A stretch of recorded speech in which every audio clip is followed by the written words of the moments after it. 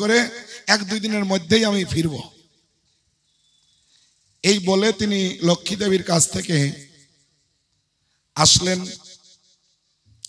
1 দিন 2 দিন 3 দিন পেরিয়ে যায়, 4 দিন এই জগন্নাথ আর মন্দিরে ফেরার নাম নেই। তো পতির প্রতি তার এত অনুরক্ত, পতি বিরহে তিনি আর সহ্য করতে পারছেন না। তাই তিনি তার কি বলে মাসি না ভাগ্নি এরকম কিছু একটি তার কাছে গিয়ে পরামর্শ করলেন। বিমলা দেবী, আপনারা সবাই জানেন এই জগন্নাথ মন্দিরে বিমলা দেবী অবস্থান করছেন। যদি সময় হয় সে লীলা আমরা আলোচনা করব।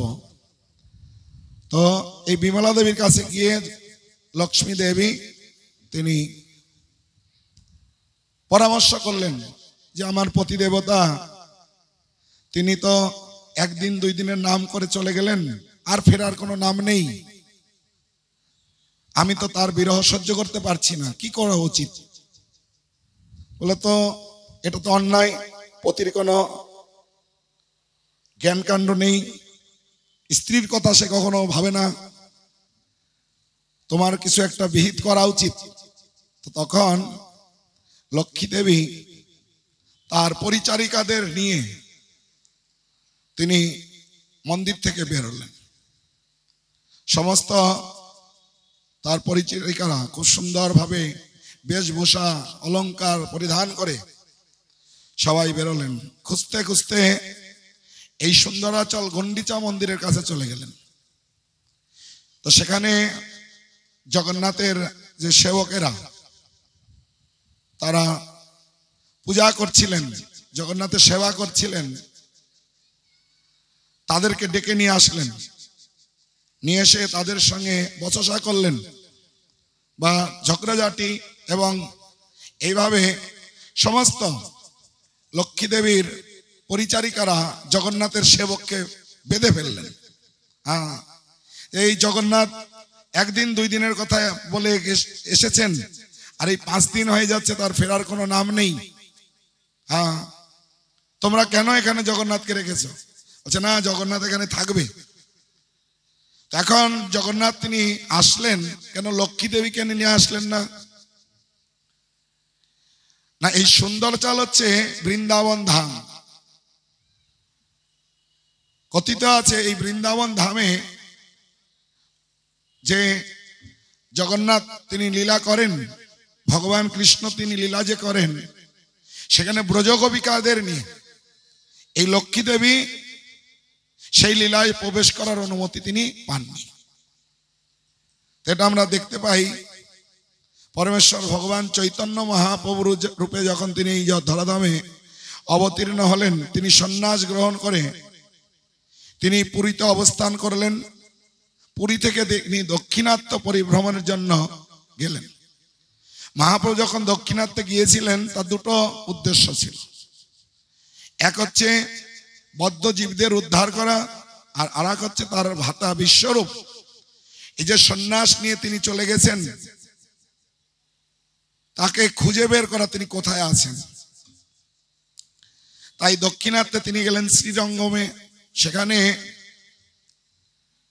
তিনি 4 মাস এই চাতুর্মাস্য ব্রত 4 মাস সেখানে অবস্থান করে ব্রত পালন করলেন।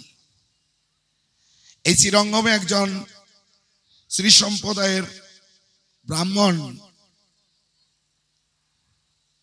গোপাল ভট্ট গোস্বামীর পিতা ভেঙ্কট ভট্ট গোস্বামী, তার গৃহে মহাপ্রভু অবস্থান করলেন। এই ভেঙ্কট ভট্ট গোস্বামী বললেন, তুমি সন্ন্যাসী, তোমার তো উচিত এরকম এক জায়গায় স্থির হয়ে থেকে ভজন সাধন করা। তাছাড়া এখন চাতুর্মাস্য ব্রত, অন্তত এই চাতুর্মাস্য ব্রত তুমি আমার গৃহে থেকে পালন করো। তখন এই ভেঙ্কট ভট্ট গোস্বামীর অনুরোধে মহাপ্রভু সেখানে 4 মাস অবস্থান করছেন। তো তিনি এই ভেঙ্কট ভট্ট গোস্বামীর সঙ্গে এমন ভাবে তার আদান প্রদান করতেন যেন বন্ধুর মতো তিনি তার সঙ্গে মিশতেন। একদিন মহাপ্রভুর সঙ্গে ভেঙ্কট ভট্ট গোস্বামীর কথোপকথন হচ্ছে। তা আমাদের এই ভগবত ভক্তি যে আমরা করছি, তো ভগবত ভক্তি জীবন অনুশীলন করতে গেলে ভগবত ভক্তি গুরুকরণ করে গুরুর মাধ্যমে ভগবত ভক্তি অনুশীলন করতে হয়। আর এই ভগবত ভক্তি যে গুরু আমরা গ্রহণ করব, 4টা সম্প্রদায় মহাপ্রভু অনুমোদন করেছেন। বলছেন চারি সম্প্রদায় বিহীনাস্য মন্ত্র নিষ্ফলা। এই 4টা সম্প্রদায় ব্যতিরেকে যদি কোনো মন্ত্র কেউ গ্রহণ করেন, সেই মন্ত্র হচ্ছে নিষ্ফল। সেই 4টা সম্প্রদায় কি? ব্রহ্ম, রুদ্র, কুমার, শ্রী, এই 4টা সম্প্রদায়। তো এই দক্ষিণাত্যের সমস্ত ব্রাহ্মণেরা তারা হচ্ছেন শ্রী সম্প্রদায়ের পরম্পরায় রয়েছেন। আর এই শ্রী সম্প্রদায়ের অধিষ্ঠাত্রী দেবী হচ্ছেন লক্ষ্মী দেবী। লক্ষ্মী দেবী থেকে এসে শ্রী সম্প্রদায়। তো মহাপ্রভু তিনি হচ্ছেন ব্রহ্মমাদ্য গৌরীয় সম্প্রদায়ের অন্তর্ভুক্ত। আর এই ব্রহ্মমাদ্য গৌরীয় সম্প্রদায়ের উপাস্য দেবতা হচ্ছেন রাধাকৃষ্ণ। এই যে আমরা ভগবত ভক্তি অনুশীলন করি, ভগবানের সেবা আমরা সম্পাদন করি, তো ভগবানের সেবায় যে ভগবানের সঙ্গে ভক্তের আদান প্রদান হয় তাকে বলা হয় রস। দ্বাদশ রসের সম্পর্কিত হয়ে ভক্তরা ভগবানের সঙ্গে তাদের ভাবের বিনিময় করেন। তো এই দ্বাদশ রসের মধ্যে 5টা হচ্ছে মুখ্য, 7টা গৌণ। তো এই 5টা মুখ্য রসের মধ্যে শান্ত, দাস্য, সাক্ষ্য, বাৎসল্য, মধুর। তার মধ্যেও চৈতন্য মহাপ্রভু তিনি জগতে ভক্তি যে বিতরণ করেছেন, ভক্তি দান করেছেন, যেটা আচার্যগণ তারা উল্লেখ করলেন। মহাপ্রভু এই জগতে তিনি কেন অবতীর্ণ হয়েছেন? বৈরাগ্য বিদ্যা নিজ ভক্তি জগম শিক্ষার্থম একম পুরাণ পুরুষ। মহাপ্রভু জগতে বৈরাগ্য বিদ্যা এবং ভক্তিযোগ শিক্ষা দান করতে এসেছেন। তাই মহাপ্রভু বলছেন চারি রসে ভক্তি দিয়া ভাসামু ভুবন। আমি এই ভুবনকে ভাসিয়ে দেব ভক্তি দিয়ে। কয় রসে ভক্তি দান করব? চারি রসে। এই 4টা রস কি? দাস্য, সাক্ষ্য, বাৎসল্য, মধুর। দাস্য ভক্তি হচ্ছে ভক্ত দাস, ভগবান হচ্ছেন প্রভু। প্রভু জ্ঞানে ভগবানের সেবা। আর দাস্য ভক্তি, সাক্ষ্য ভক্তিটা কি? ভক্তরা হচ্ছে ভগবানের সখা। যখন আমরা দেখতে পাই ভগবান কৃষ্ণ বৃন্দাবনে অবতীর্ণ হয়ে তিনি খেলাধুলা করতেন কাদের সঙ্গে? সখাদের সঙ্গে। এটা হচ্ছে সাক্ষ্য ভক্তি, সাক্ষ্য। যেমন অর্জুন সাক্ষ্য রসের ভক্ত ছিল। ভগবান কৃষ্ণের কে ছিলেন? অর্জুন সখা। হ্যাঁ। আর বাৎসল্য ভক্তিটা কি? ভক্ত হচ্ছে পিতামাতা আর ভগবান হচ্ছে সন্তান। ভক্তরা পিতামাতার মতো ভগবানকে সেবা করেন, মানে সন্তানের মতো। আর মাধুর্য প্রেম হচ্ছে প্রেমিক প্রেমিকা। ভগবানের সঙ্গে ভক্ত কিরকম বিনিময় করেন? তারা চিন্তা করেন যে ভগবান হচ্ছেন আমার প্রেমিক, আমি তার প্রেমিকা। এটা হচ্ছে মাধুর্য রস। তো যদিও মহাপ্রভু এই 4টা রসে ভক্তি জগতে দান করেছেন, তথাপিও এই শ্রেষ্ঠ রস হচ্ছে মাধুর্য রস। হরে কৃষ্ণ। তাই এই ব্রহ্মমধ্য গৌরীয় সম্প্রদায়ের উপাস্য দেবতা হচ্ছে এই মাধুর্য রসের ভক্তি রাধা কৃষ্ণ, রাধা কৃষ্ণের মধ্যে যে ভাবের আদান প্রদান হতো সেটি হচ্ছে মাধুর্য রসের ভক্তি। হরে কৃষ্ণ। কেউ এদিকে ওদিকে তাকাবেন না। ট্রেন তো অনেকবার দেখেছেন, দেখেননি? হ্যাঁ কি না? এই কথা শুনেছেন বা শুনলেও মনে থাকবে না, সেজন্য মনোনিবেশ সহকারে এটা শুনতে হবে। এটা খুব নিগুড় এবং উন্নত তত্ত্ব। প্রসঙ্গক্রমে আসলো তাই বলছি, কিন্তু এগুলি আমাদের মতো বদ্ধজীব এ শ্রবণ কীর্তন করা আমাদের পক্ষে মানে আমরা যোগ্য নই। কেন? আমাদের হৃদয় এখনো পরিশুদ্ধ নয়। এইসব উন্নত তত্ত্ব উপলব্ধি করা বা শ্রবণ করা, হৃদয়ঙ্গম করা আমাদের মতো এই বদ্ধজীব হৃদয়, কলুষিত হৃদয়ে এটা সম্ভব নয়। তাই প্রসঙ্গক্রমে আসছে তাই একটু বলছি, তাই মনোযোগ সহকারে সেটা শুনতে হবে। এটা কিন্তু কঠিন, এটা উপলব্ধি করা খুব কঠিন। তখন মহাপ্রভু তিনি এই যে ব্রহ্মমাদ্য গৌরীয় সম্প্রদায়ে তিনি এসেছেন, আর ভেঙ্কট ভট্ট গোস্বামী হচ্ছে তিনি শ্রী সম্প্রদায়ের। তো মহাপ্রভু বলছেন ভেঙ্কট ভট্ট গোস্বামীর সঙ্গে হাসি রহস্য ঠাট্টার মাধ্যমে বলছেন, ভেঙ্কট ভট্ট গোস্বামী, তোমার শ্রী সম্প্রদায়ের চেয়েও আমার ব্রহ্ম সম্প্রদায় শ্রেষ্ঠ। কেন না? তোমার শ্রী সম্প্রদায়ের অধিষ্ঠাত্রী দেবী হচ্ছে লক্ষ্মী, আর লক্ষ্মীর প্রতীকে নারায়ণ।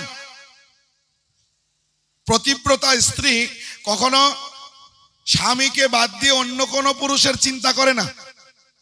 তো তোমার লক্ষ্মী দেবী কি করেছেন?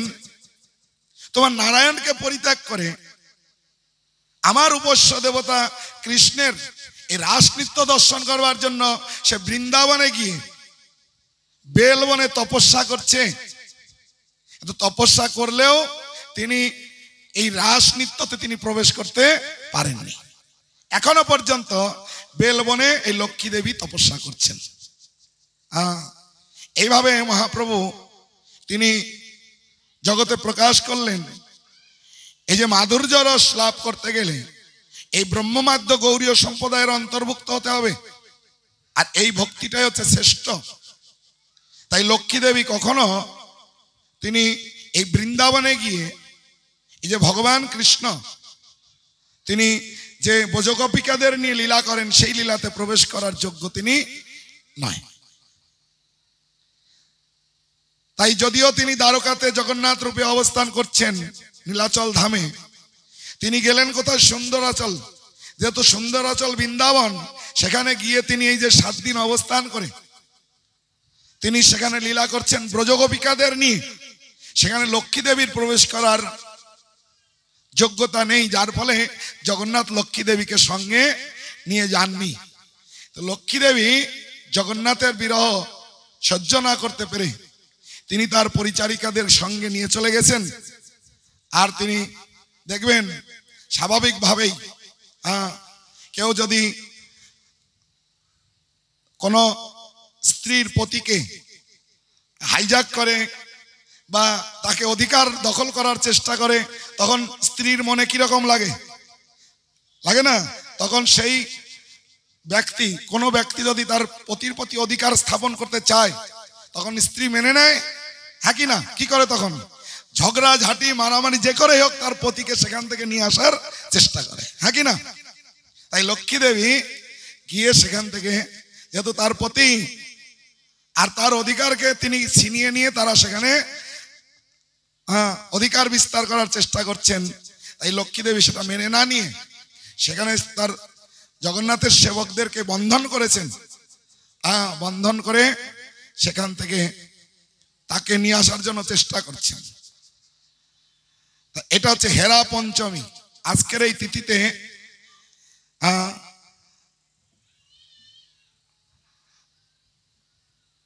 পুরীতে সুন্দর যারা জগন্নাথের সেবা করতেন, মহালক্ষ্মী দেবীকে নিয়ে তারা পালকিতে চড়ে লক্ষ্মী দেবীর সেবিকাদের নিয়ে এই গুন্ডিচার মন্দিরে আসেন। এসে প্রথমে ওই জগন্নাথের যারা সুন্দরাচল এই গুন্ডিচা মন্দিরে সেবা করেন সেই সমস্ত সেবকদেরকে ডেকে নিয়ে এসে তাদের মধ্যে প্রথমে ঝগড়া হয়। আর ঝগড়ার পরে তখন এই লক্ষ্মী দেবীর সেবিকারা এই জগন্নাথের সেবকদেরকে বন্ধন করেন। বন্ধন করে প্রতিজ্ঞা করিয়ে নেন জগন্নাথকে যে আমি আর 2-1 দিনের মধ্যেই তাড়াতাড়ি ফিরে যাব। কিন্তু তথাপিও যখন জগন্নাথ দেরি করেন, তো যখন রথের দিন জগন্নাথ সেখানে যান, সেখানে লক্ষ্মী দেবী গেট বন্ধ রাখেন, জগন্নাথকে ঢুকতে দেন না, অভিমান করে। তখন সমস্ত জগন্নাথের সেবকেরা লক্ষ্মী দেবী এবং তার সেবিকাদের অনুনয় করে তাদের সঙ্গে সন্ধি করে তাদেরকে রসগোল্লা খাওয়ানোর পরে তাদের অভিমান ভঙ্গ হয়, তখন জগন্নাথকে মন্দিরে প্রবেশ করতে দেন। এইভাবে জগন্নাথ পুরীতে সুন্দর সুন্দর ভক্তরা নাটকের মাধ্যমে এগুলি প্রদর্শন করেন। তো মহাপ্রভু তিনি যখন পুরীতে ছিলেন তিনি সেই সমস্ত লীলা গিয়ে দর্শন করতেন। যাই হোক, আজকে এই হেরা পঞ্চমীতে আমরা এখানে উপস্থিত হয়ে এই মধ্যাহ্নকালীন অনুষ্ঠানে যোগদান করেছি। এখানে সমস্ত ভক্তদের প্রসাদ, জগন্নাথের মহাপ্রসাদ গ্রহণ করবেন। এইভাবে জগন্নাথ তিনি লীলা পুরুষোত্তম, তাই জগন্নাথকে বলা হয় লীলা পুরুষোত্তম। তিনি ভক্তবৎসল, তার ভক্তের যে বাসনা তিনি পূর্ণ করেন। একবার জগন্নাথ তার একজন পরম ভক্ত পুরুষোত্তম দেব, এই রাজা পুরুষোত্তম দেব জগন্নাথের পরম ভক্ত। তো তিনি এই নীলাচল ধামের রাজা, জগন্নাথের রাজা। তো জগন্নাথ যখন রথ শুরু হয়, আপনারাও দেখেছেন, আগে সোনার ঝাড়ু দিয়ে সংমার্জন করা হয় পথ। তো এই কাজটা হচ্ছে রাজার। রাজা সে প্রথমে সোনার ঝাড়ু দিয়ে রাস্তা ঝাড়ু দিবে, তারপরে রথ চলবে। রাজা যতক্ষণ না ঝাড়ু দিবে, দড়ি টানলেও আপনি রথের চাকা ঘোরাতে পারবেন না, জগন্নাথ ওখান থেকে নড়বেন না। তাই পুরুষোত্তম দেব তিনি পরম ভক্ত, তিনি একবার কি করলেন, বিভিন্ন দেশ পরিভ্রমণ করতে গেলেন। পরিভ্রমণ করতে করতে তিনি অন্ধ্রপ্রদেশে কাঞ্চি নামক রাজ্যে প্রবেশ করলেন। সেখানে কাঞ্চি রাজার যে রাজপ্রাসাদ, তার পাশেই সুন্দর বন উপবন বাগিচা, সেখানে তিনি তাঁবু খাটিয়ে সেখানে আছেন এবং সেখান থেকে তিনি বিভিন্ন জায়গা পরিদর্শন করছেন। এইভাবে সেখানে থাকতে থাকতে এই কাঞ্চি রাজার কন্যা পদ্মাবতী, তার সঙ্গে সাক্ষাৎ হয়। সাক্ষাৎ হলে তাদের মধ্যে দুইজনের ভাবের বিনিময় হয়, দুইজন দুইজনকে পছন্দ করেন। তো এটা দুইজনের মধ্যে ভাবের আদান প্রদান হলে এই রাজা পুরুষোত্তম কাঞ্চির রাজা তাকে গিয়ে প্রস্তাব দিলেন, হে রাজন, আপনার কন্যার পানি গ্রহণ করতে চাই। তো রাজা জানতে পারলেন তিনি শ্রীক্ষেত্রের রাজা পুরুষোত্তম দেব, রাজার সঙ্গে আমার কন্যার বিবাহ দিতে আপত্তি কি। তো তিনি সেটা মেনে নিলেন। দুইজনের মধ্যে সন্ধি হলো। এখন সেই রাজা তার রাজ্য কেমন, কিভাবে রাজ্য পরিচালনা করেন, এ সমস্ত কিছু দর্শনের জন্য কাঞ্চি রাজা তার মন্ত্রীকে পাঠালেন। তো মন্ত্রী আসলেন শ্রীক্ষেত্র ধামে। তিনি যখন আসলেন তখন স্নান যাত্রা হয়ে গেছে। তখন জগন্নাথের চান যাত্রার পরে 15 দিন মন্দির বন্ধ থাকে। জগন্নাথ দর্শন পাননি। তিনি সব দেখে টেকে সব ঠিকঠাক করে চলে যাবেন। তখন রাজা পুরুষোত্তম দেব মন্ত্রীকে বললেন, এখন মাতাজি মাতাজি, এখন যারা কিছু দিতে আসবে স্টেজে আসবে না, নিচ থেকে দেবে। সবাই আসলে ওনাদের চোখটা ওইদিকে যাচ্ছে। হরে কৃষ্ণ।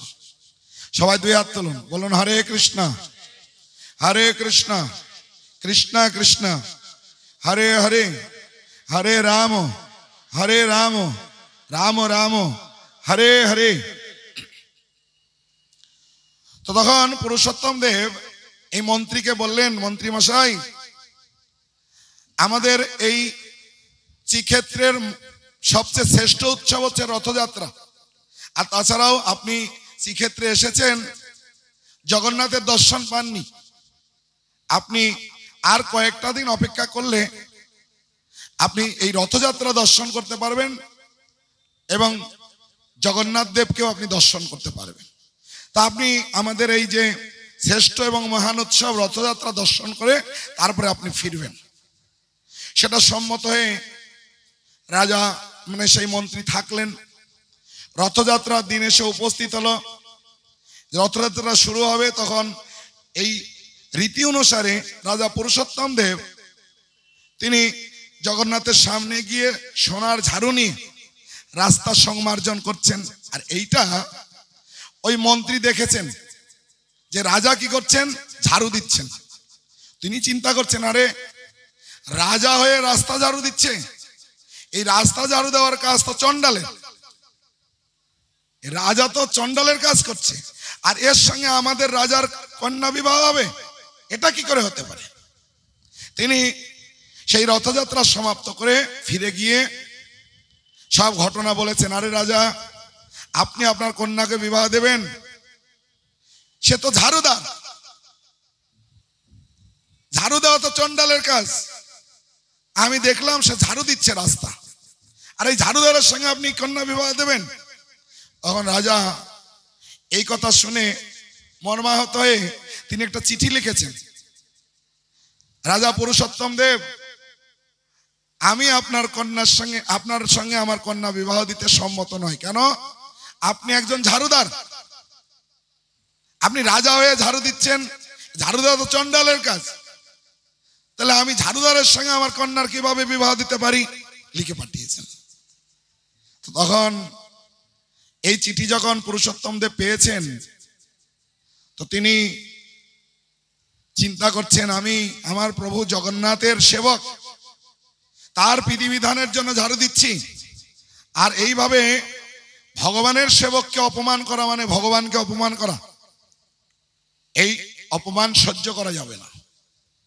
তখন গিয়ে রাজা পুরুষোত্তম দেব জগন্নাথকে প্রার্থনা করেছেন, হে প্রভু, আমি আপনার পরম ভক্ত, আপনার প্রীতির জন্য আমি ঝাড়ু দিই, আর এটা বুঝতে না পেরে এই কাঞ্চিরাজ এ আপনাকে অবমাননা করছেন, আর আমাকে ঝাড়ুদার বলে, চণ্ডাল বলে তার কন্যার বিবাহ দিবে না।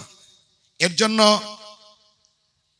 আপনি কেন বিহিত করুন, হ্যাঁ, এই অপমানের প্রতিশোধ আমাকে নিতে হবে। তখন পুরুষোত্তম দেব জগন্নাথের কাছে প্রার্থনা করে এই কাঞ্চিরাজকে চিঠি লিখলেন যে আপনি আমাকে অপমান করেননি, আমার প্রভু জগন্নাথকে অপমান করেছেন, কারণ আমি জগন্নাথের সেবক, জগন্নাথের প্রীতির জন্য আমি ঝাড়ু দিয়েছি, আর আপনি আমাকে ঝাড়ুদার বলে অভিহিত করেছেন, এটা জগন্নাথের অপমান, এই অপমান আমি সহ্য করতে পারবো না, তাই আপনার সঙ্গে আমি যুদ্ধ ঘোষণা করলাম। তখন রাজা পুরুষোত্তম দেব তার সৈন্য সামন্ত নিয়ে তিনি চলে গেলেন, গিয়ে তিনি তাঁবু খাটিয়ে যুদ্ধ ঘোষণা করে ওদিক থেকে কাঞ্চিরাজও যুদ্ধের জন্য প্রস্তুত হয়ে গেলেন। কাঞ্চিরাজ আর এই পুরুষোত্তম দেবের মধ্যে প্রখর যুদ্ধ। এই একদিন দুই দিন যুদ্ধ করার পরেই পুরুষোত্তম দেবের যে সমস্ত তাঁবু ছিল তা দিয়ে গেল, আর যার ফলে পুরুষোত্তম দেব এই যুদ্ধ পরিত্যাগ করে তিনি ফিরে আসলেন। তো যখন যুদ্ধ হবে তার আগে একটা ঘটনা ভুলে গেছি, তাদের মধ্যে চুক্তি হলো। কি চুক্তি? যে আমি যদি যুদ্ধে হারি, কাঞ্চিরাজ আর এই পুরুষোত্তম দেবের মধ্যে কাঞ্চিরাজ বলেন, আমি যদি যুদ্ধে হারি তাহলে আমার যে ইষ্ট দেবতা, এই কাঞ্চিরাজের ইষ্ট দেবতা হচ্ছে গণেশ, এই গণেশকে আমি তোমাকে দিয়ে দেব। আর যদি তুমি যুদ্ধে হারো, তোমার প্রভু জগন্নাথকে নিয়ে আমি আমার এই গণেশের পেছনে স্থাপন করব। হ্যাঁ, তো এটাও একটা অপমান, কারণ স্বয়ং জগন্নাথ, তিনি জগতের নাথ, তিনি গজপতি গণেশের পেছনে কি করে থাকবে? হ্যাঁ, এইবার যুদ্ধ থেকে ফিরে আসা মানে যুদ্ধ হেরে যাওয়া। তাই পুরুষোত্তম দেব ফিরে এসে জগন্নাথের কাছে আবার প্রার্থনা করলেন, হে জগন্নাথ, আমার যে তাবু পড়ে গেছে, যার ফলে আমি সেখান থেকে ফিরে এসেছি, আর এই ফিরে আসা মানে পরাজয়, আর এই চুক্তি অনুসারে আপনাকে গিয়ে ওই গজপতির পেছনে থাকতে হবে। এটা কি করে হতে পারে? হে প্রভু জগন্নাথ, আপনি এই যুদ্ধে সহায়তা করুন। তো তখন রাত্রে এই পুরুষোত্তম দেব শুয়ে আছেন, জগন্নাথ তাকে স্বপ্ন আদেশ করলেন, হে পুরুষোত্তম দেব, তুমি যাও আবার যুদ্ধ করো, আর এই যুদ্ধে আমি স্বয়ং তোমাকে সাহায্য করব। তো এইভাবে জগন্নাথ তাকে স্বপ্ন আদেশ দিলেন। রাজা পরের দিনে যুদ্ধ আবার প্রস্তুতি নিচ্ছেন। তো যেদিন যুদ্ধে যাবেন তার আগেই এই জগন্নাথ বলদেব দুইজন বিগ্রহ থেকে রূপ ধারণ করে, একজন সাদা ঘোড়া একজন কালা ঘোড়া করে দুইজন চলে গেলেন আগে আগে। তো রাস্তায় যেতে যেতে খুব তৃষ্ণার্ত, সেখানে একজন বুড়িমা ছিলেন, ঘোল বিক্রি করে করে জীবন ধারণ করতেন, মানে জীবিকা নির্বাহ করতেন। যখন ওই ঘোল বিক্রি করতে এসছেন, ওই দুই বুড়িমাকে ডেকেছেন যে আমরা দুই ভাই যুদ্ধ করতে যাচ্ছি, এই রোদ্দুরে খুব তৃষ্ণার্ত, আমাদের একটু ঘোল খাও। তো দুইজন ঘোল খেতে খেতে ওই বুড়িমার সব ঘোল শেষ করে দিয়েছেন। এবার বলছে পয়সা দাও। বলে আমরা রাজার সৈনিক, আমাদের পয়সা কোথায়, আমি তো যুদ্ধ করতে যাচ্ছি। দেখো আমি গরিব মানুষ, এই ঘোল বিক্রি করে জীবিকা নির্বাহ করে, আর তোমরা খেয়ে নিয়ে বলছো পয়সা নাই, আমি জীবিকা নির্বাহ কি করে করব? তো জগন্নাথের হাতের আংটি নিয়ে বললে এটা রাখো, এই দিক দিয়ে একটু পরে রাজা আসবে, ওই রাজার কাছে গিয়ে বলবে তোমার দুই সৈনিক আগে আগে চলে গেছে, আমার ঘোল খেয়ে গেছে, আর এই যে আংটি এটা দিয়ে গেছে, তুমি এই আংটি নাও আর আমার ঘোলের মূল্য দাও। হ্যাঁ, এই বুড়িমা বসে আছেন। রাজা যখন আসছেন, রাজার সেই রথকে থামিয়েছেন, বলছে রাজা মশাই, তোমার দুইজন সৈনিক তারা আগে আগে চলে গেছে, যেতে গিয়ে আমার এই ঘোল সব খেয়ে নিয়েছে। আমি যখন পয়সা ছিলাম তখন এই আংটি দিয়ে বলল আমরা সৈনিক, আমরা পয়সা পাবো কোথায়, আমরা তো যুদ্ধ করতে যাচ্ছি, পেছনে আমাদের রাজা আসছে, এই আংটি দেবে, তখন রাজা এই আংটি দিলে তোমার মূল্য পরিশোধ করে দেবে। তো রাজা যখন এই আংটি পেলেন, তাই আংটি দেখে বুঝতে পারলেন এই আংটি স্বয়ং জগন্নাথের আংটি। তখন তিনি বুঝতে পারলেন জগন্নাথ আমাকে সাহায্য করবার জন্য তিনি এই যুদ্ধ করতে গিয়েছেন। জিজ্ঞাসা করলেন দেখতে কেমন? বলছে একজন সাদা ঘোড়া আর একটা কালো ঘোড়ায়, একজন কালো আর একজন সাদা। তখন জগন্নাথ পরিষ্কার হয়ে, মানে পুরুষোত্তম দেব পরিষ্কার হয়ে গেলেন। যে নিশ্চয় কৃষ্ণ বলরাম যুদ্ধ করতে গিয়েছেন। তো তখন খুশি হয়ে সেই বৃদ্ধ মহিলাকে রাজা কয়েকটা গ্রাম দিয়ে দিলেন, যে দেখো তুমি তো বৃদ্ধ হয়েছো, এই ঘোল বিক্রি করে তুমি জীবিকা নির্বাহ কতদিন করতে পারবে, এই কয়টা গ্রাম আমি তোমাকে দিলাম, এই গ্রামে যত কর উঠবে আমি তোমার নামে উইল করে দিচ্ছি, এই সমস্ত কর তোমার প্রাপ্য, আর তুমি সেই অর্থ দিয়ে সারা জীবন তুমি তোমার জীবিকা নির্বাহ করবে। তুমি কোনো সাধারণ ব্যক্তি নয়, তুমি মানে স্বয়ং জগন্নাথ তোমার হাতে ঘোল গ্রহণ করেছেন, তোমার পরম সৌভাগ্য। এইভাবে রাজা তাকে সেই গ্রাম দিয়ে সেখান থেকে চলে গেলেন। এবার যুদ্ধ শুরু হলো। তখন কাঞ্চিরাজ তিনি দেখতে পাচ্ছেন যুদ্ধে আর অন্য কোনো সৈনিক দরকার হচ্ছে না। এই পুরুষোত্তম দেবের পক্ষ থেকে দুইজন সৈনিক, একজন কালো ঘোড়া আর একজন সাদা ঘোড়া, এই দুইজন যুদ্ধ করে সমস্ত কাঞ্চিরাজের সমস্ত সৈনিকদেরকে নিহত করে দিলেন, করে কাঞ্চিরাজকে বন্দী করলেন। বন্দী করে পুরুষোত্তম দেবের কাছে নিয়ে আসলেন। তখন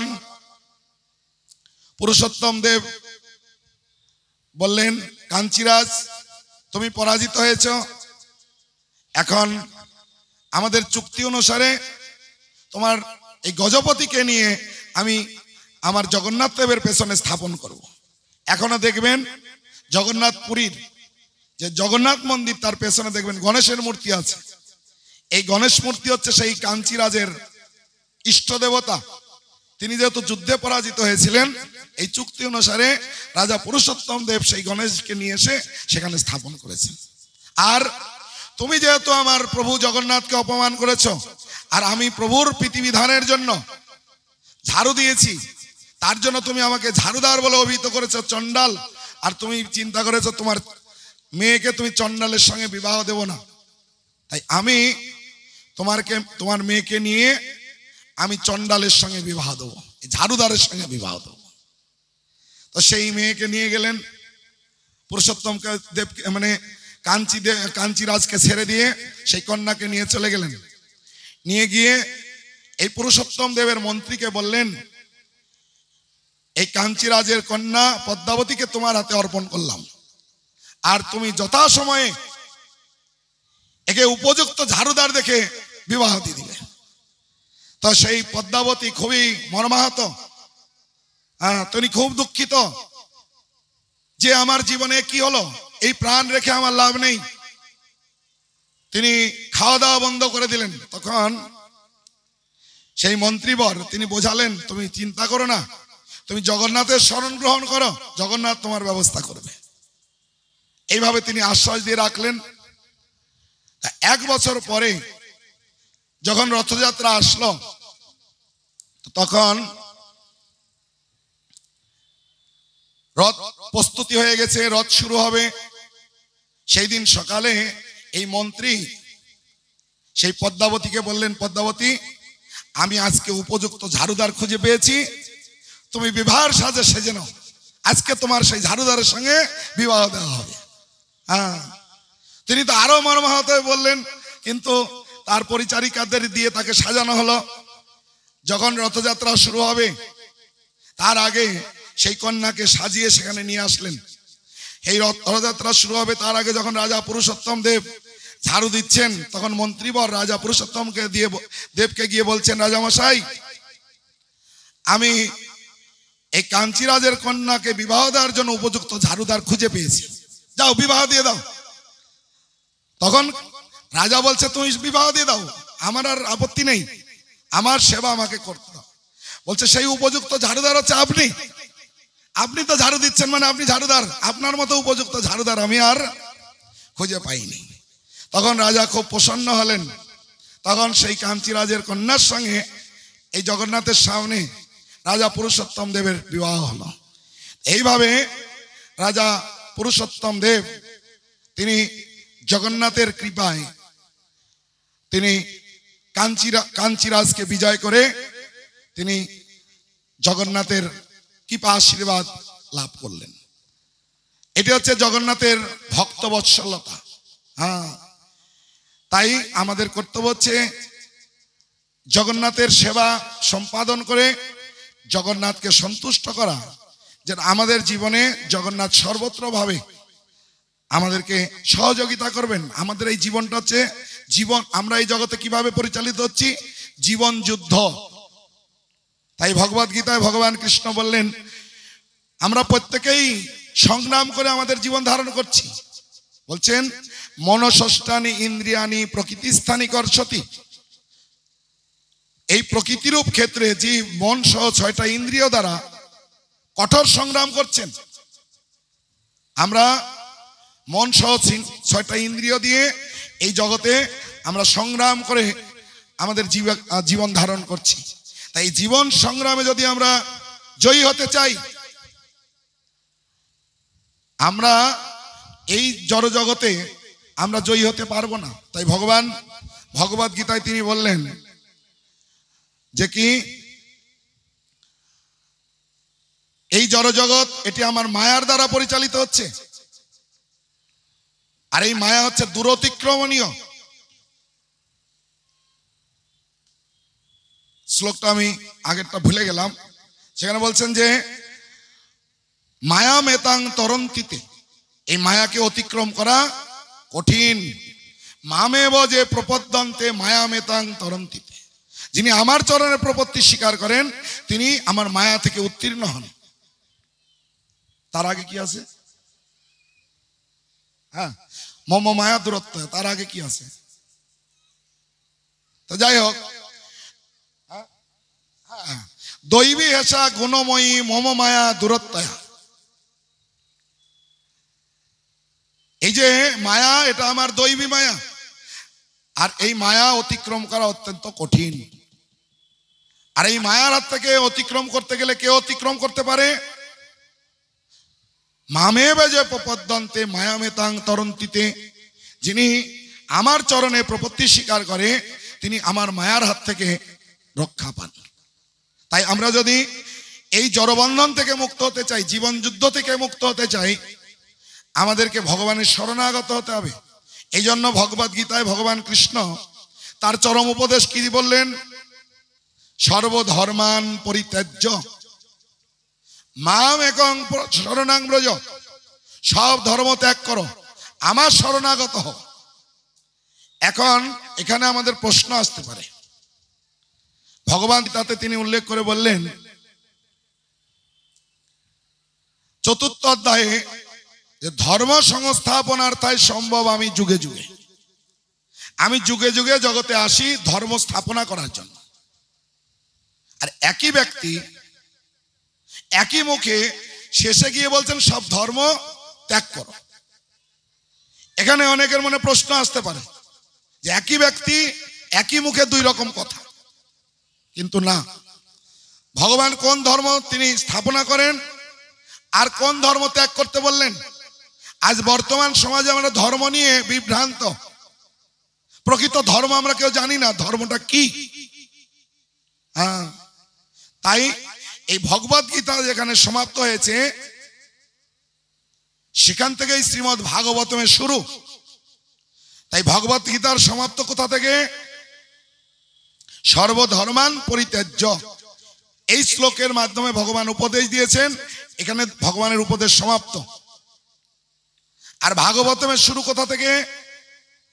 ধর্ম পজ্জিত কৈতবত্র, এই যে জগতে ভাগবত প্রকাশিত হয়েছে, প্রকাশিত হয়ে জগৎবাসীকে কি করেছেন? কৈতব ধর্ম থেকে মুক্ত করেছেন। ভাগবত জগতে প্রকাশিত হয়ে কৈতব ধর্ম থেকে মুক্ত করেছেন। কৈতব মানে কপট, কপট ধর্ম। তাই জগদানন্দ পণ্ডিত তার প্রেম বিবর্ত গ্রন্থে তিনি উল্লেখ করে বললেন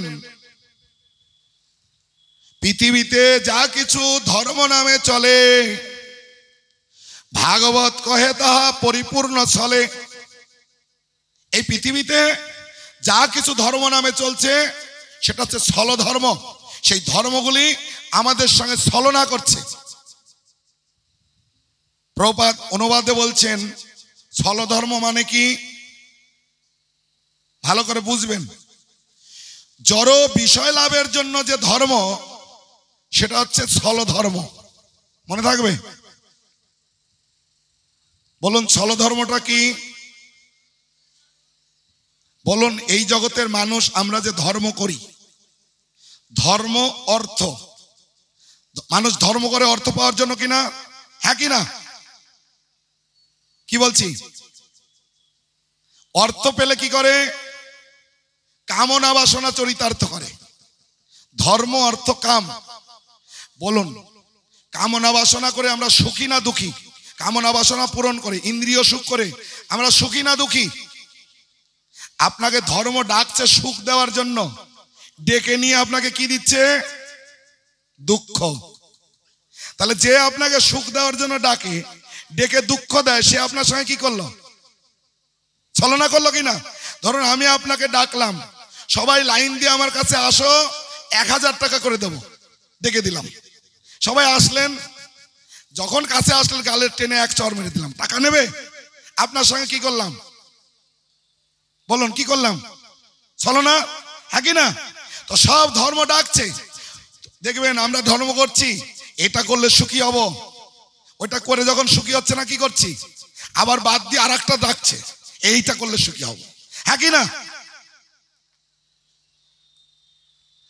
এইভাবে এই পৃথিবীতে যত ধর্ম দেখবেন, সব মানুষ ধর্ম করছে জড় বিষয় লাভের জন্য। তাই ভাগবতমে বলছেন, জড় বিষয় লাভের জন্য যে ধর্ম, সেটা হচ্ছে ছল ধর্ম। হ্যাঁ, তাই ভগবান কৃষ্ণ কোন ধর্ম ত্যাগ করতে বললেন? এই ছল ধর্ম ত্যাগ করতে বললেন। হ্যাঁ, আমরা দেহ নই, আমরা প্রত্যেকটা জীব আত্মা। এই দেহ সুখের যে ধর্ম, এটা হচ্ছে ছল ধর্ম। আমাকে কোন ধর্ম পালন করতে হবে? আত্মার ধর্ম। আমি আত্মা, আমি দেহ নই, আমি আত্মা। আত্মার লক্ষণ কি? চেতনা। চেতনার মাধ্যমে আত্মার উপস্থিতি আমি অনুভব করতে পারি। তাই দেখবেন, যদিও আমরা এই আত্মতত্ত্ব জ্ঞান ভুলে গেছি, আমরা প্রত্যেকে দেহাত্ম বুদ্ধিতে অধিষ্ঠিত। তো প্রভুপাদ এই বিষয় বলছেন, ধর্ম বিষয়ে বলছেন, ধর্ম কথার অর্থ হচ্ছে বৃত্তি বা স্বভাব। এই জগতে আমরা ধর্ম মানে কি মনে করি? অনেকে বলে ধর্ম মানে বিশ্বাস, অনেকে বলে ধর্ম মানে আমার মন যা চায় তাই ধর্ম। কি বলেন তো এরকম নাকি? একটু হ্যাঁ না উত্তর দেবেন, বলে তো। তো দেখবেন প্রভুপাদ তার ভাষ্যে তিনি উল্লেখ করলেন, ধর্ম কথার মৌলিক অর্থ হচ্ছে বৃত্তি, স্বভাব। শুধু মানুষ নয়, শুধু জীব নয়, যে কোনো বস্তু দেখবেন তার একটা স্বভাব আছে, আর যে বস্তু তার যে স্বভাব সেটাই তার ধর্ম। যেমন লঙ্কা, বলুন লঙ্কার স্বভাব কি?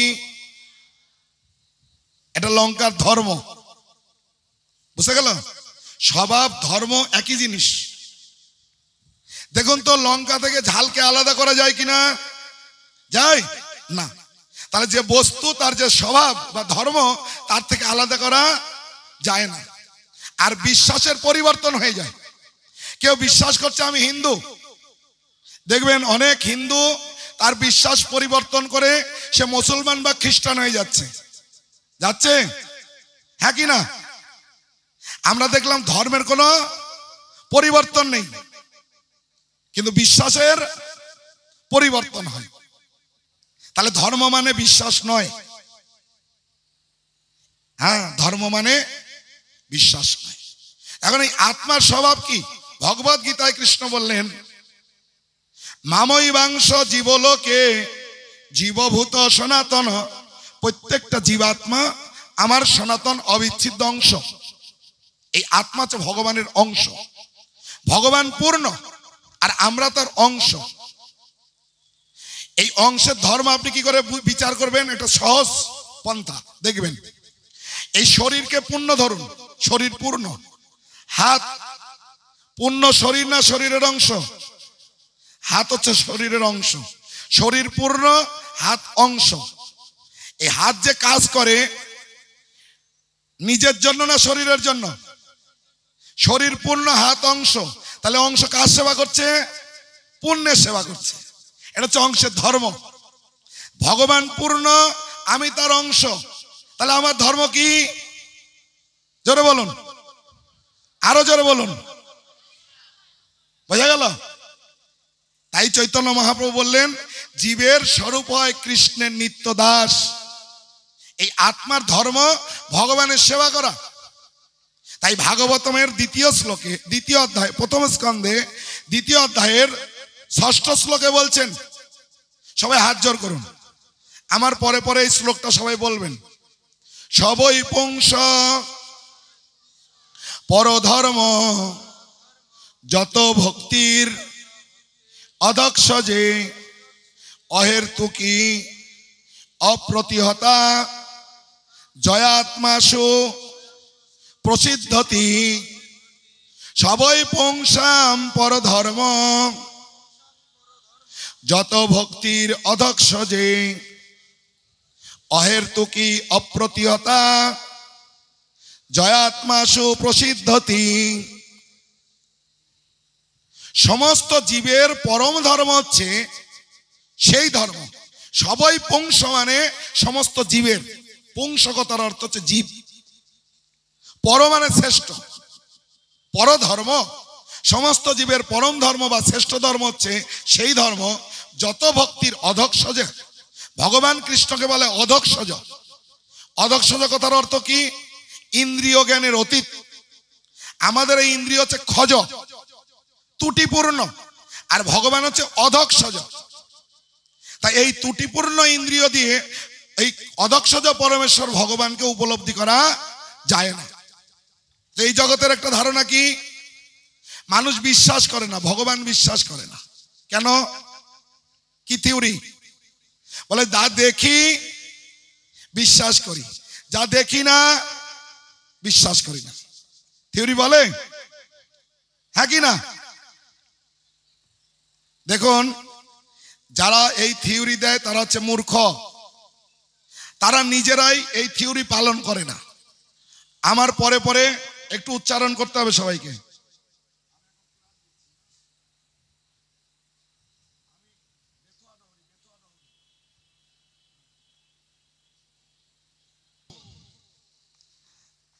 আমার দুই হাত তুলুন, বলুন হরে কৃষ্ণ হরে কৃষ্ণ কৃষ্ণ কৃষ্ণ হরে হরে হরে রাম হরে রাম রাম রাম হরে হরে।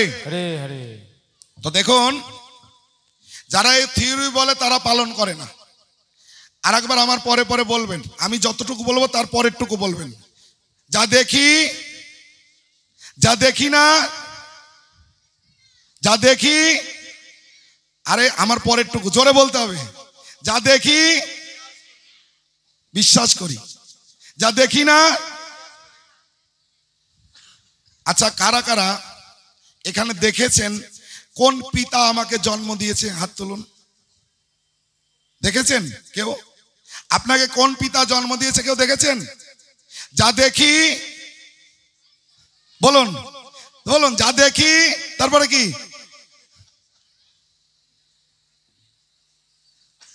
কি থিওরি বুঝতে পেরেছেন? যারা বলছে এই থিওরি পালন করে কেউ, এরা মূর্খের থিওরি। হ্যাঁ, এগুলো হচ্ছে মূর্খের থিওরি। আসলে তাদের উপলব্ধি নেই। আপনি যদি এই চক্ষু দিয়ে কিছু দেখেন, যা দেখেন ভুল দেখেন। এই চক্ষুর নিজস্ব কোনো পাওয়ার নেই। আমরা এই চক্ষু দিয়ে যা দেখি কারো সাহায্যে দেখি। রাত্রে বেলায় যদি কারেন্ট চলে যায়, আপনার নিজের শরীর নিজের চক্ষু দিয়ে দেখতে পান? চক্ষুর কি ক্ষমতা আছে? আর চক্ষুর বড়াই করেন যা দেখি বিশ্বাস করি, যা দেখি না বিশ্বাস করি না। আপনার নিজের চক্ষুর নিজের কোনো ক্ষমতা নেই, সেটা আপনি উপলব্ধি করতে পারছেন না। আর বলছেন যা দেখি বিশ্বাস করি, যা দেখি না বিশ্বাস করি না। নিজের শরীর দেখার ক্ষমতা আপনার নেই, আপনার চক্ষুর পাওয়ার নেই, আর আপনি নিজে বড়াই করছেন। বোঝা গেল? চক্ষুর কোনো পাওয়ার নেই, বুঝতে পেরেছেন? হ্যাঁ কি না? এই চক্ষু হচ্ছে ইন্দ্রিয় ত্রুটিপূর্ণ। এই ত্রুটিপূর্ণ ইন্দ্রিয় দিয়ে সেই অধক্ষজ পরমেশ্বর ভগবানকে দেখা যায় না, উপলব্ধি করা যায় না। কি করতে হবে? সেই অধক্ষজ পরমেশ্বর ভগবানের সেবা করতে হবে। সেবা করলে কি হবে? আমাদের ইন্দ্রিয় ত্রুটিমুক্ত হবে। ত্রুটিমুক্ত হবে। ভগবানের প্রতি আমাদের ইন্দ্রিয়ের ভালোবাসা আসবে। আর সেই যখন আমরা ভগবানের প্রতি কৃষ্ণ প্রেম ভক্তি লাভ করতে পারবো, তখনই আমরা সেই চক্ষু দিয়ে ভগবানকে আমরা দর্শন করতে পারবো। তাই ব্রহ্মসংহিতায় তিনি উল্লেখ করে বলছেন, কে ভগবানকে দর্শন করতে পারে? প্রেমাঞ্জন ছুরিত ভক্তি বিলোচনে ন সন্ত সদৈব হৃদয়ে সুবিলোকয়ন্তি জং শ্যাম সুন্দরম অচিন্ত গুণ স্বরূপম গোবিন্দমাদি পুরুষম তমহম ভজামি। প্রেমের দ্বারা যার চক্ষু রঞ্জিত হয়েছে, আপনারা চোখে কাজল পরেন তো, হ্যাঁ কি না? তো এখন আপনাকে কোন অঞ্জন পড়তে হবে? প্রেম রূপ অঞ্জন। আর এই প্রেম রূপ অঞ্জন পড়লে চক্ষুতে কি আসবে? স্থাবর জঙ্গম দেখে না দেখে তার মূর্তি, যত্র যত্র নেত্র পরে ইষ্টদেবের স্ফূর্তি। আপনি যা দেখবেন ও রূপ দেখতে পাবেন না, যেখানেই তাকাবেন কার কথা স্মরণ হবে? ভগবানের কথা স্মরণ হবে। হ্যাঁ, দেখুন আমাদের এই চক্ষুর বিষয় হচ্ছে রূপ। বলুন তো, চক্ষু দিয়ে কোনো ভালো রূপ দেখলে সেই রূপটা ভগবানের সুখের কথা মনে পড়ে না নিজে ভোগ করার কথা মনে পড়ে? হ্যাঁ, ভোগ করার কথা মনে পড়ে। আপনার চক্ষু কি দিয়ে রঞ্জিত? আমাদের চক্ষু কি দ্বারা রঞ্জিত? কাম দ্বারা রঞ্জিত, প্রেম দ্বারা নয়। হ্যাঁ, তো এই প্রভাব থেকে আমাদের মুক্ত হতে হবে। কিভাবে? যখন আমরা ভক্ত সঙ্গে থেকে ভগবানের সেবা করব। আর এটা হচ্ছে আত্মার ধর্ম। আর এই ধর্ম কিরকম হবে? অহেতুকি অপ্রতিহতা, কোনো হেতু থাকবে না। যেমন একটু আগে আমরা বললাম, আমরা ধর্ম করি কেন? অর্থ পাওয়ার জন্য। অর্থ পাই না, সে ধর্মবাদ। এটা হচ্ছে হেতু। প্রভু, আমার মেয়ে যদি একটা চাকরি পায় তাহলে বড় করে বৈষ্ণব সেবা দেব, না পেলে এটা কি? এটা কি বলুন? হেতু। এটা হচ্ছে হেতু। আর মহাপ্রভু যে জগতে ভক্তি শিক্ষা দিয়েছেন, কি ভক্তি? ন ধনং ন জনং ন সুন্দরীং কবিতাং বা জগদীশ কাময়ে মম জন্মনি জন্মনীশ্বরে ভবতাদ ভক্তি অহেতুকি তৈ। কি ভক্তি চাইছেন? অহেতুকি ভক্তি চাই। হে ভগবান, আপনার কাছে আমি ধন, জন, সুন্দরী স্ত্রী, হ্যাঁ, ন ধনং ন জনং ন সুন্দরীং কবিতাং, আমি কোনো বিদ্যা এগুলি আমি চাই না। আপনার চরণে যেন আমি জন্ম জন্মান্তর ধরে অহেতুকি ভক্তি লাভ করতে পারি, এটা হচ্ছে প্রকৃত ভক্তি। আর এই রকম ভক্তি যখন করব তখন অনর্থ নিবৃত্তি হবে, তখন আত্মা যথার্থ প্রসন্নতা লাভ করবে। হ্যাঁ, আত্মা যথার্থ প্রসন্নতা লাভ করবে। দেখুন এই জড় বিষয় বৈভবটা কিরকম ভালো করে বুঝে নেবেন। একটা মাছকে আপনি ধরে নিয়ে আসবেন জল থেকে, হরে কৃষ্ণ, অ্যাটেনশন, মনোসংযোগ নষ্ট হয়ে যাচ্ছে অনেকের। হ্যাঁ, এদিক ওদিক খালি তাকাচ্ছে। দুই হাত তুলুন, বলুন হরে কৃষ্ণ হরে কৃষ্ণ কৃষ্ণ কৃষ্ণ হরে হরে, হরে রাম রাম রাম হরে হরে। তা আপনি একটা মাছ জল থেকে তুলে নিয়ে আসবেন, ওই মাছটাকে সুখী করার জন্য একটা এসি ঘর বানাবেন, বানিয়ে ডানলপ গদি, নরম বিছানা, একটা বালিশ, সুন্দর নরম বালিশ, ওর উপরে বালিশের উপরে ওর মাছের মাথা দিয়ে ওকে শোয়াই দেবেন, ওর এসি চালিয়ে দেবেন, গায়ের উপরে একটা নরম কম্বল দিয়ে দেবেন। সুখী? হ্যাঁ কি না? কোথায় সুখী? মাছ যেমন জল ছাড়া এই জগতে তাকে যত রকম আরামপদ অবস্থায় রাখার চেষ্টা করুন, সুখী নয়। জীব আত্মা এই জগতের যত বিষয় বৈভব আপনি তাকে দেন না কেন, সে সুখী নয়। তার একটা বাস্তব প্রমাণ দিচ্ছি। আর একটা, আপনারা এখানে যারা আছেন, আপনার জীবনে অনেক চাহিদা ছিল। একটা বাড়ি চাই, একটা গাড়ি চাই, সুন্দরী বউ চাই, সুন্দরী বৌমা চাই, ভালো একটা চাকরিজীবী স্বামী চাই, এত টাকা চাই, 10 বিঘা জমি চাই। এখানে যারা আছেন তাদের মধ্যে আপনার যে বাসনা ছিল অনেকের পূর্ণ হয়েছে, তো সবার হয়নি, অনেকের পূর্ণ হয়েছে। কি প্রভুরা? আগে প্রভুদের জিজ্ঞাসা করি, আমি যেটা বললাম এটা ঠিক না ভুল? ঠিক? আচ্ছা, মাতাজিরা কি বলছেন? আমি যেটা বললাম এটা ঠিক না ভুল?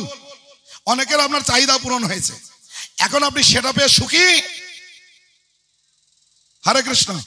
আপনি সেটা পেয়ে সন্তুষ্ট কি? একটু জোরে উত্তর দিন।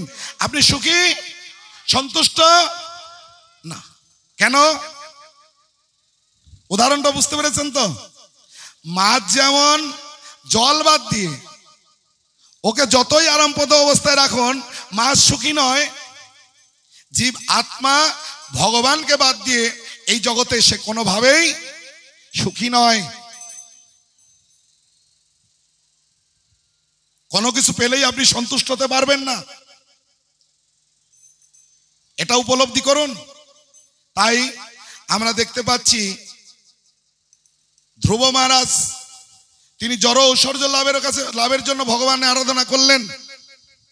ভগবান সন্তুষ্ট হয়ে যখন তার সামনে আবির্ভূত হলেন, ভগবান বললেন, ধ্রুব তোমার যেটা বাসনা ছিল চাও, আমি তোমাকে বর দিতে প্রস্তুত। তখন ধ্রুব বলছেন, হে ভগবান, আপনাকে লাভ করতে পেরে আমার যে বাসনা ছিল পূর্ণ হয়ে গেছে, আর সেই সব বাসনা আমার আর হৃদয়ে নেই। তাই যদি কখন এই ভগবানের প্রতি শুদ্ধ ভক্তি লাভ করতে পারবো, এই জড়জাগতিক বাসনা এমনি এমনি পূর্ণ হয়ে যাবে, আর ওই বাসনা আর থাকবে না। কিন্তু আপনি জড়জাগতিক বিষয় বৈভব যতই লাভ করুন, আপনি দেখবেন কখনো সন্তুষ্ট হতে পারবেন না। আমরা কেউ সন্তুষ্ট হতে পারবো না। তাই ভাগবত জগতে কি দান করেছেন? এই আত্মার ধর্ম ভগবত ভক্তি। আর ভগবান জগতে কি জন্য আসেন? এই আত্মার ধর্ম, দেহ ধর্ম থেকে ত্যাগ করতে হবে। আমরা এই জগতে দেহ সুখের জন্য সবাই ধর্ম করছি, এটা চিটিং ধর্ম, ছল ধর্ম। আমাদের কোন ধর্ম পালন করতে হবে? আত্মার ধর্ম।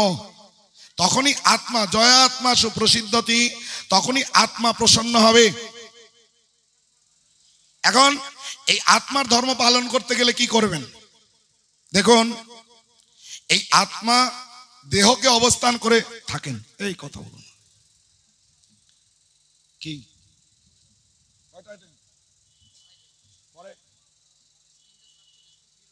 আমি ক্লাস দিচ্ছি তো, তুমি না দিতে পারবে না। সবাই দুই হাত তুলুন, বলুন হরে কৃষ্ণ হরে কৃষ্ণ কৃষ্ণ কৃষ্ণ হরে হরে, হরে রাম রাম রাম হরে হরে।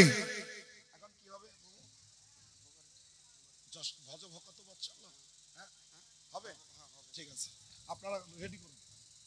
কতক্ষণ দেরি? তাহলে যারা কীর্তন করবে সব রেডি করতে বলো। 5 মিনিট আমার আলোচনা সমাপ্ত করব। ভোগ রেডি, ভোগ লাগবে। সবাই দুই হাত তুলুন, বলুন হরে কৃষ্ণ কৃষ্ণ কৃষ্ণ হরে হরে, হরে রাম রাম রাম হরে হরে। এই আত্মা এই জগতে কিভাবে অবস্থান করেন? শরীরকে আশ্রয় করে। তো প্রথমে তার ঊর্ধ্বে রয়েছে মন, তার উপরে রয়েছে বুদ্ধি, তার উপরে রয়েছে আত্মা। এই চারটা জিনিস ভিন্ন ভিন্ন বস্তু। কিন্তু আমাদের আত্মতত্ত্ব জ্ঞান না থাকার ফলে আমরা এই জগতে দেহ, মন, বুদ্ধি, আত্মা সব এক করে ফেলেছি। হ্যাঁ, এক করে ফেলেছি। আমরা মনের ধর্ম কি জানি না। দেহের ধর্ম ভোগ আর ত্যাগ, মনের ধর্ম সংকল্প বিকল্প, বুদ্ধির ধর্ম বিচার করা, আর আত্মার ধর্ম ভগবানের সেবা করা। এই চারটা বস্তু আলাদা হলেও আপনার জীবন আপনি কিভাবে পরিচালনা করবেন ভালো করে বুঝবেন। আচ্ছা বলুন তো, আমি বিস্তারিত যাচ্ছি না, সংক্ষিপ্ত ভাবে, দেহ, মন, বুদ্ধি, এই তিনটা জিনিস কতক্ষণ কাজ করবে বলুন তো? ক্রিয়া করবে যতক্ষণ আত্মা আছে। আত্মা নেই, আপনার মন কাজ করবে? বুদ্ধি, দেহ, কি বুঝলেন? যেহেতু আত্মা আছে জন্য এটা সক্রিয়, তাই আপনার দেহ, মন, বুদ্ধি দিয়ে আত্মার ধর্ম পালন করতে হবে। মন দিয়ে সবসময় ভগবানের কিভাবে সেবা করবেন পরিকল্পনা করতে হবে। এই মনটাকে ভগবানকে অর্পণ করতে হবে। তাই ভগবান গীতাতে কি বললেন? মন মনা ভব মদ ভক্ত। তুমি মন দিয়ে আমার ভাবনা করো, আমার ভক্ত হও। এখন মন আমরা কিভাবে ভগবানকে অর্পণ করব? এই যে জগন্নাথের চান যাত্রা হয়, 15 দিন জগন্নাথের মন্দির বন্ধ থাকে, তখন পুরীতে সমস্ত দর্শনার্থী কম হয়, তখন পান্ডাদের প্রণামী টনামী একটু কম পড়ে। তখন পান্ডারা কি করেন, ওই চান জল প্রসাদী বস্ত্র নিয়ে ওই কিছু ঠিকানা রেখে দেয়, ওই সব শিষ্যদের বাড়ি বাড়ি চলে যায়, সেখানে স্নান জল বস্ত্র প্রসাদ দিয়ে কিছু প্রণামী পায়, আবার 15 দিন পরে রথযাত্রার আগে ফিরে আসে। এরকম একজন পান্ডা, তিনি জয়পুরে রাজার বাড়িতে গিয়েছেন, ওখানে অবস্থান করে আশপাশে সব শিষ্য বাড়ি ঘুরছেন, চান জল বস্ত্র দিচ্ছেন, প্রণামী পাচ্ছেন। তো যেদিন চলে আসবেন, ওই রাজার কন্যা একটা সুন্দর বাক্স, ওর মধ্যে জগন্নাথের একটা চিঠি লিখে প্যাকিং করে পাঠিয়েছে পান্ডার কাছে, যে পান্ডা মশাই, আমি জগন্নাথের জন্য এটা উপহার দিলাম, আপনি নিয়ে জগন্নাথকে দেবেন। তো সাধারণত পান্ডা, পুরোহিত, ব্রাহ্মণ, এটা দেখবেন প্রণামীর প্রতি তাদের একটু লোভ থাকে। শিষ্য বাড়ি গেলে একটু বেশি প্রণামী পাওয়া যাবে, কোন বাড়ি গেলে এরকম একটু বেশি লোভ থাকে। তো এই পান্ডা আস্তে আস্তে চিন্তা করছেন, রাজকন্যা এত সুন্দর একটা বাক্স দিয়েছে, না জানি জগন্নাথের জন্য কত কিছু একটা উপহার দিয়েছে, হীরামণি মাণিক্য হয়তো থাকতে পারে। লোভ সামলাতে না পেরে ও মেয়েটা বলেছে আপনি খুলবেন না, জগন্নাথকে দেবেন, আর ও লোভ সামলাতে পারে খুলেছে। খুলে দেখতে খালি একটা কাগজ। তখনও চিন্তা করছে, আরে এই সামান্য একটা কাগজ জগন্নাথকে দিচ্ছে, আর এটা আমি বহন করে নিয়ে যাবো, ফেলে দিয়েছে। আর ও তো উড়িয়া, আর ও যে লিখেছে রাজস্থানী ভাষায়, বুঝতে পারেনি কি লেখা আছে, ফেলে দিয়েছে। উনি যখন ফিরে এসেছেন, তো তখন এই কথা বলো না, কে কথা, রাম হরে হরে। তো তখন উনি যখন ফিরে এসেছেন, রাত্রে ঘুমাচ্ছেন, এইদিকে হরি বল মাতাজি, এইদিকে ওইদিকে কি, হরে কৃষ্ণ কৃষ্ণ কৃষ্ণ হরে হরে, হরে রাম রাম রাম হরে হরে। তা রাত্রে যখন শুয়ে আছেন, জগন্নাথ থেকে এসেছেন, এসে ওকে খুব উত্তম মাধ্যম পিটাচ্ছে। আমার ভক্ত আমার জন্য উপহার দিয়েছে, আর তুমি কাগজ মনে করে ফেলে দিয়েছো, জানো ওটা কি? আরে এই জগতে ধন ঐশ্বর্য মণিমাণিক্য অনেকেই আমাকে দান করতে পারে, কিন্তু কেউ তার মনকে আমাকে অর্পণ করে না। তো এই রাজকন্যা তিনি চিঠি লিখেছেন, হে জগন্নাথ, আপনি তো জগতের নাথ, এই জগতের সমস্ত ঐশ্বর্য আপনার, আমি এগুলি কি করে আপনাকে দান করব? কিন্তু আপনাকে দেওয়ার মতো তো আমার কিছু নেই, আমি আর আপনাকে কি দান করব? আমার মনটা আপনাকে দান করলাম। হ্যাঁ, বলছে এই জগতে, জগন্নাথই বলছে, এই জগতে সবাই সবকিছু দান করতে পারে, কিন্তু কেউ তার মনকে আমাকে দান করে না। আরে আমার পরম ভক্ত, এ আমাকে মন দান করেছে, আর তুমি সেই কাগজ ফেলে দিয়েছো। খুব পিটিয়েছে জগন্নাথ। পরের দিন সকালে, হ্যাঁ শেষ, পরের দিন সকালে ঘুম থেকে উঠেছে, উঠে যখন মঙ্গল আরতি গিয়েছেন, দেখছেন সেই কাগজ যেটাও ফেলে দিয়েছিল জগন্নাথের বুকে লেগে আছে। হ্যাঁ, জগন্নাথ তিনি সেটা নিয়ে এসে তার বুকে ধারণ করে রেখেছেন। তাই এইভাবে আমাদের মনকে ভগবানকে অর্পণ করতে হবে। হ্যাঁ, এটাই হচ্ছে।